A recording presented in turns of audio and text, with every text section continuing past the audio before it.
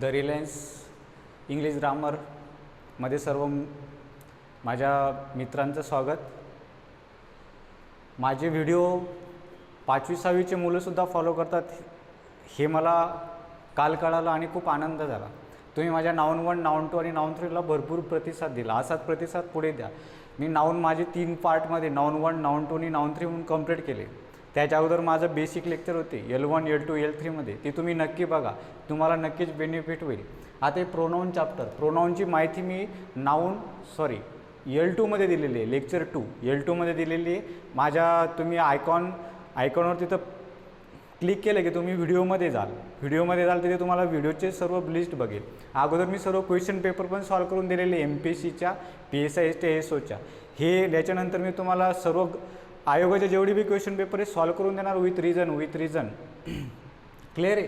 चला, प्रोनाऊन नाही का. तुम्ही हा व्हिडिओ जर तुम्हाला आवडत असेल तर तुम्ही प्लीज लाईक द्या आणि कमेंट करा, शेअर करा आणि सबस्क्राईब करा.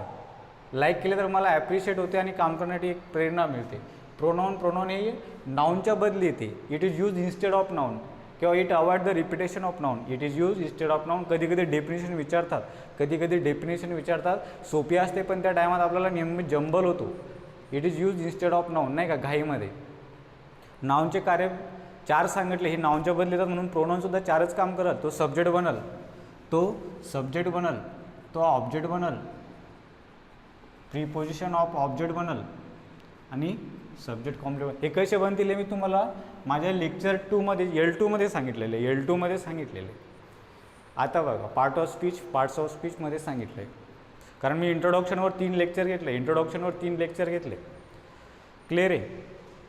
प्रोनाऊनचे टाईप्स येतं भरपूर. तुम्ही जेवढे बुक्स घेसाल प्रत्येक बुक्समध्ये, काही बुक्समध्ये 12-13, काहीमध्ये 9, काहीमध्ये 7, काही 8, काही 10.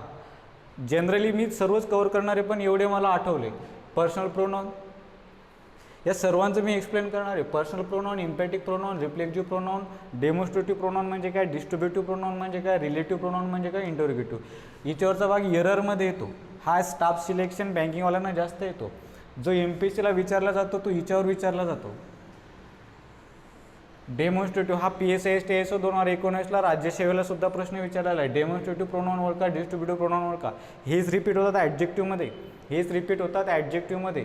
मग तिथे कन्फ्यूज होते नेमका प्रोनाऊन कोणता आणि ॲडजेक्टिव्ह कोणता, प्रोनाऊन कोणता आणि ॲडजेक्टिव्ह कोणता.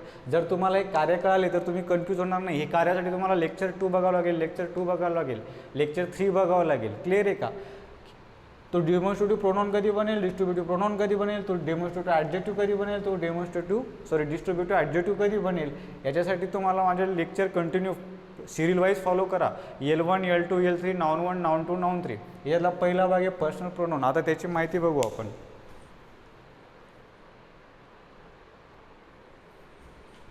चला पहिला प्रकार बघूया. पर्सनल प्रोनाऊन म्हणजे काय बघूया.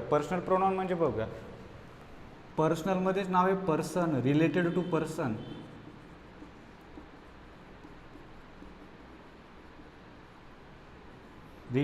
पर्सन. खूप महत्त्वाचा भाग आहे. हा भाग समजला तर प्रोनाऊनमध्ये कधी प्रॉब्लेम येणार नाही ना, ग्रामरमध्ये कधी प्रॉब्लेम येईल. पर्सनच्या रिलेटेड आहे. हे सर्व पर्सन येतं. पण ते नाऊनच्या बदली येतात. बघा, I, we, you, he, she, it, they. हे तुम्ही केलेले. हे बघा, हे सर्व वाक्यामध्ये नेहमी सब्जेक्टच बनतील. काय बनतील? सब्जेक्ट. याला सब्जेक्टिव्ह केस म्हणतात. प्रोनाऊन सब्जेक्ट बनते. बघा, आय, वी, पर्सन 3 प्रकारचे असतात. First person, second person, third person. First person, second person, third person. तुम्ही माझ्या व्हिडिओला लाईक करा, शेअर करा आणि सबस्क्राईब करा. प्लीज. आणि भरपूर तुमचे काही नातेवाईक असतात, बहीण, भाऊ, भाची, कंपनी वगैरे नाही का, पोतणी वगैरे, त्यांच्यापर्यंत हे व्हिडिओ पोहोचवा. 5वी ते 10वी ऑलरेडी इकडं माझ्या बुलढाणा जिल्ह्यातले छोटे जे आहेत 5वीपासूनचे मुलं फॉलो करतात त्याला. तर मला ते आनंद वाटला. तर तुम्ही पण ते शेअर करा त्यांना. आय, वी, पर्सन 3 प्रकारचे असतात. First person, second person, third person.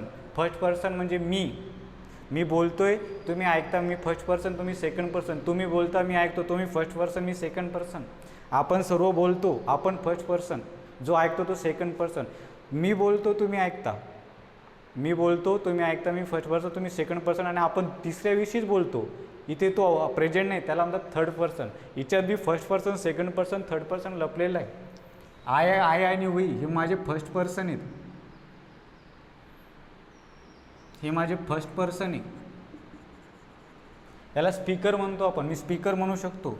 You माझं सेकंड पर्सन आहे. याला लिस्नर म्हणू शकतो मी, लिस्नर हा स्पीकर आहे, हा लिस्नर आहे. आणि हे तिन्ही माझे थर्ड पर्सन आहे. थर्ड पर्सन आहे, ज्याच्याविषयी मी बोलतो पण तो हजर नाही, त्याला म्हणतात थर्ड पर्सन, त्याला म्हणतात थर्ड पर्सन. क्लिअर आहे का? क्लिअर आहे इथं? आता बघा I, we, you, he, she, it, they. बघा आय आणि we first person, you second person, he, she, it, they. बारीक विचार करा, तुमच्या लक्षात येईल प्रत्येकाकडे स्वतःचा प्लुरल आहे. प्रत्येक पर्सनकडे स्वतःचा. आय हा सिंग्युलर पर्सन आहे, त्याच्याकडे स्वतःचा वी आहे. यू हा स्वतः सिंग्युलर आहे, स्वतःच पर्सन आहे. आयचा प्लुरल वी, फर्स्ट पर्सनचा प्लुरल वी. यू हा स्वतःमध्ये सिंग्युलर आहे. मी तुमच्यासोबत बोलतो, I am talking with you. जर तुम्ही मोर दॅन टू असेल, मोर दॅन टू किंवा मोर दॅन टू, तेव्हा तो जो यू आहे तो प्लुरल बनतो. मी बोलतोय समोर एकच ऐकतो, तो सिंग्युलर बनतो. यू स्वतःमध्ये प्लुरल आहे, स्वतःमध्ये सिंग्युलर आहे. ही, सी, इट हे नेहमी सिंग्युलर येतं. मग तुम्हाला लक्षात असेल, ही, सी, इट नंतर सिम्पल प्रेझेंटमध्ये एस लावा. व्हर्बला जर एस लागलं तर तो वर्ब काय बनतो? तो वर्ब बनतो सिंग्युलर, तो बनतो. म्हणून ही, सी, इट नंतर फक्त प्रेझेंट, सिम्पल प्रेझेंटमध्ये किंवा सिम्पल प्रेझेंटला आणखी एक शब्द आहे, तो मी तुम्हाला सांगेल. ही, सी, इट हे सिम्पल प्रेझेंट टेन्समध्ये इनडेफिनेट म्हणतात त्याला, इनडेफिनेट प्रेझेंट टेन्स किंवा सिम्पल प्रेझेंट टेन्स. त्याच्यासोबत एस घेते, कारण तो सिंग्युलर वर्ब. नाउनला जर एस लागला तर नाउन प्लुरल बनतो, वर्बला जर एस लागला तर वर्ब सिंग्युलर बनतो. क्लिअर आहे? आणि यांच्याकडे स्वतःचा प्लुरल आहे दे. हा स्वतःमध्ये सिंग्युलर, स्वतःमध्ये प्लुरल, यांच्याकडे स्वतःचा दे. हे वाक्यामध्ये नेहमी सब्जेक्टच बनतील. या आयची सब्जेक्टिव्ह केस मी, वीची सब्जेक्टिव्ह केस अस, यूची यू, हिची हिम, सीची हर, इटची, हे तुम्हाला सर्व माहिती. हे वाक्यामध्ये नेहमी ऑब्जेक्टच बनतील. हे जेव्हा ऑब्जेक्ट बनतील तेव्हा गोष्टी लक्षात ठेवा, हा हुमचा रिप्लाय येईल, कारण रिलेटेड टू पर्सन आहे. मला जेव्हा वाक्यामध्ये ऑब्जेक्ट शोधायचं, मी मेन ओरला 2 प्रश्न विचारतो, व्हॉट आणि हुम कधी जेव्हा पर्सन असेल तेव्हा नाव त्याचे पर्सन रिलेटेड टू पर्सन. मेन ओरला 2 प्रश्न विचारा, व्हॉट आणि हुम, नाही का? हुम कधी जेव्हा हे सगळे पर्सन येतं, पर्सनच्यासाठी वापरलेले. क्लिअर आहे?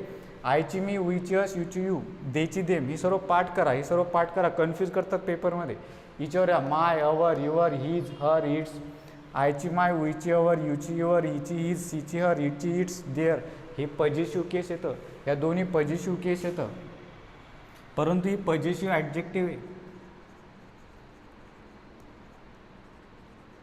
याच्यानंतर कंपल्सरी डोळे लावून नाऊन येतो. याच्यानंतर कंपल्सरी नाऊन येतो. क्लिअर आहे? हे नाऊनला डिफाईन करतात. हे ॲडजेक्टिव्ह ना, नावातच पजेशिव्ह ॲडजेक्टिव्ह आहे. मी माझ्या L2 मध्ये L1, L2 आणि L3 मध्ये सांगितलेले ॲडजेक्टिव्ह कोणाला डिफाईन करते? नाऊनला किंवा प्रोनाऊनला. मग नाऊनच्या अगोदर काय येऊन काय करते? नाऊनला डिफाईन करते. हे वाक्यामध्ये जेव्हा पण येतील हे पजेशन दाखवतात. पजेशन म्हणजे काय? मी नाऊनमध्ये सांगितले, बिलॉंगिंगनेस, मालकी, नाही का? माय कार, अवर पॅरेंट्स, नाही का? युअर बॅग्स, नाही का? हिज ब्रदर, हर सिस्टर, नाही का? देअर होम, काही पण, नाही का? याच्यानंतर मला कंपल्सरी नाऊन लागेल. क्लिअर आहे? आता या माईन, अवर, इथंच कन्फ्यूज होतात मुलं. माईन काय, अवर्स काय, युअर्स काय, हिज काय, नाही का? हे वाक्यामध्ये पजेशिव्ह प्रोनाऊनचं काम करतात.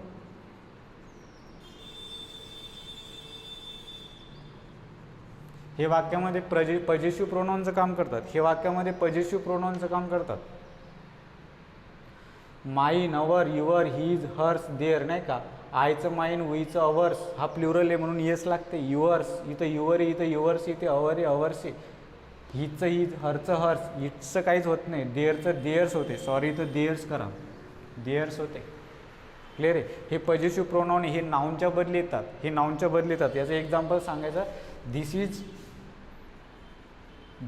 Is my car, this car is mine. बघा, तुम्हाला मी सांगितलं होतं सब्जेक्ट दिस हा सब्जेक्ट बनला डेमॉन्स्ट्रेटिव्ह, इज बनला माझा मेन वर्ब, माय काय बनलं पजेसिव्ह ॲडिटिव्ह, कार काय बनलं नाऊन, सब्जेक्ट कॉम्प्लिमेंट, पण नाऊनला कोण डिफाईन करते ॲडजेक्टिव्ह. क्लिअर आहे, ॲडजेक्टिव्ह आहे, पजेसिव्ह ॲडजेक्टिव्ह आहे. दिस परत इथं ॲडजेक्टिव्ह बनला, कार सब्जेक्ट बनला, इज बनला माझा मेन वर्ब, माइन काय बनला माझा सब्जेक्ट कॉम्प्लिमेंट बनण्याचं काम कोण करते नाऊन किंवा प्रोनाऊन. क्लिअर आहे, माइन माझा काय आहे प्रोनाऊन आहे, म्हणून याला म्हणतात हा प्रोनाऊन आहे सब्जेक्ट कॉम्प्लिमेंट बनण्याचं काम केलं. क्लिअर आहे का, हा दोन्हीमधला फरक आहे. इथं माय कार आणि धिस कार इज माइन. तुम्ही असं नाही म्हणू शकत this is my mine, this car is my mine, असं नाही म्हणू शकत, असं म्हणू शकत नाही. हे पजेसिव्ह प्रोनाऊन आहे, हे पजेसिव्ह ॲडजेक्टिव्ह आहे. दोन्हीमधला डिफरन्स लक्षात ठेवा. हे नाऊनच्या अगोदर येईल, हे नाऊनच्या बदली येईल, हे नाऊनच्या अगोदर येईल, हे नाऊनच्या बदली येईल. क्लिअर आहे, एवढं क्लिअर आहे. पुस्तकामध्ये तुम्ही बघितलं असेल अरेंजमेंट बघितलं असेल, हे पर्सनची अरेंजमेंट लावावं लागते. तुम्ही कोणतेही बुक्स घ्या मार्केटमधलं, त्याच्यात पर्सनची अरेंजमेंट असते. बघा कशी अरेंजमेंट असते. काही एक एक्झाम्पल घेतो, लाईव्हमध्ये घेतो. हे कळालं चला.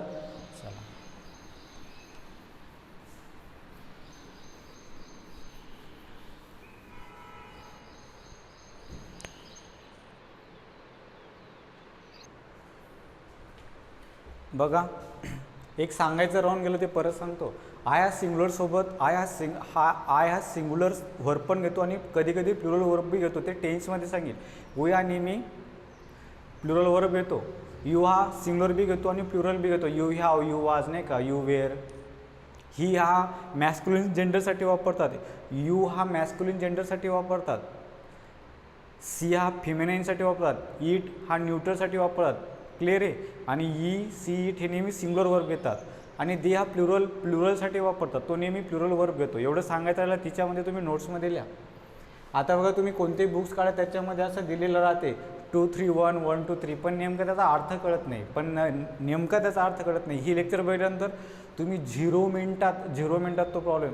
बघा ॲक्ट 2 प्रकारचे असतात, एक चांगलं काम आणि एक वाईट काम नाही का, किंवा ड्युटी असते, रिस्पॉन्सिबिलिटी असते. आपलं जनरली कसं असते, काही चांगलं केलं तर मी माझ्याकडे बोट दाखवतो. समजा मी दोघं तिघं मित्र चांगलं काम केलं तर मी म्हणेल मी यानं चांगलं काम केलं. वाईट काम केलं तर मी म्हणेल यानं आणि मी. म्हणजे जे चांगले मी त्याला स्वतःकडे ओढतो आणि जे वाईट आहे ते मी दुसऱ्याकडे ओढतो नाही का, दुसऱ्याला दोष देतो. अशा वेळेस पर्सनची अरेंजमेंट लावावं लागते. अशा वेळेस पर्सनची काय लागते अरेंजमेंट. जेव्हा काहीतरी गुड बिहेवियर केलं तुम्ही, ड्युटी आणि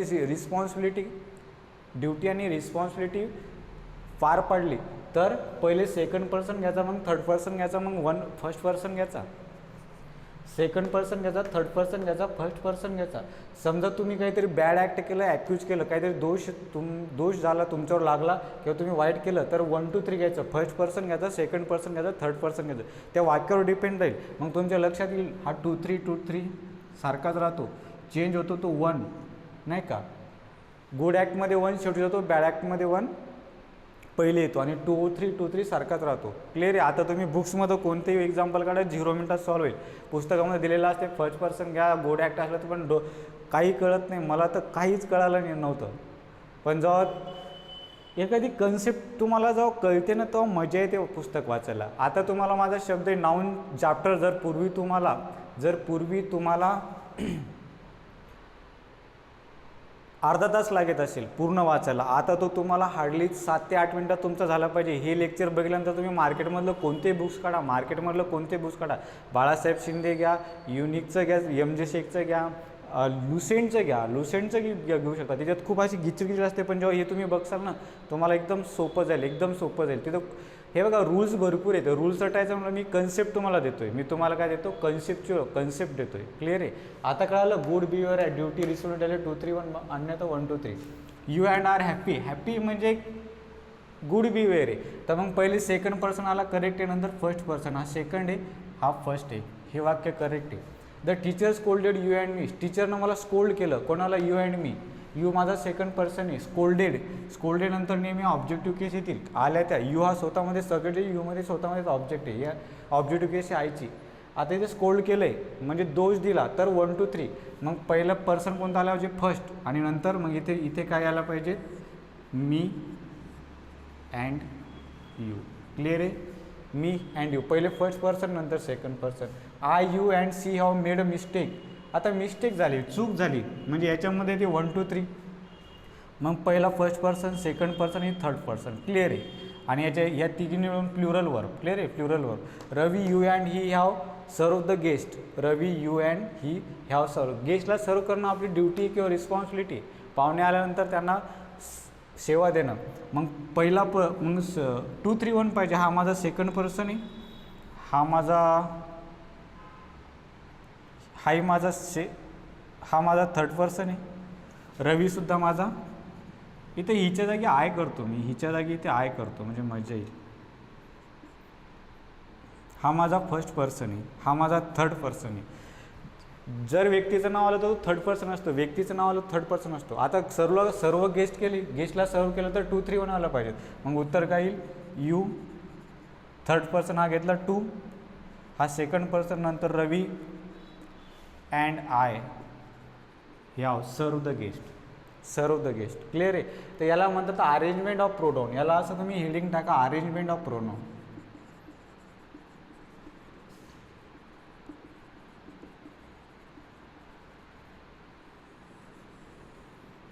क्लिअर आहे. याला तुम्ही हेडिंग टाका arrangement of pronoun. Arrangement of pronoun हे होतं प्रोनाउनचं इंट्रोडक्शन. हे होतं प्रोनाउनचं इंट्रोडक्शन, नाही का. व्याख्या, त्याचे टाईप्स, पण ते सर्व पॉझिटिव्ह केस, पॉझिटिव्ह ॲडजेक्टिव्ह, कोण सिंग्युलर वर्ब घेतो, कोण प्लुरल घेतो, ह्या मॅस्क्युलिन जेंडरसाठी वापरतात, सी ह्या फॅमिनिनसाठी वापरतात. क्लिअर आहे. तर ही होती प्रोनाउनचं इंट्रोडक्शन आणि पर्सनल प्रोनाउन आणि त्याची अरेंजमेंट. इथं टाका arrangement of personal pronoun, arrangement of personal pronoun टाका. क्लिअर आहे. हा व्हिडिओ तुम्हाला आवडला असेल तर लाईक करा, शेअर करा, सबस्क्राईब करा आणि ग्रामरसाठी माझ्या चॅनलसोबत राहा. नंतर मार्केटमधलं कोणते बुक घ्या तुम्ही आणि त्याला रेफर करा. तुमची कन्सेप्ट क्लिअर राहील. थँक्यू.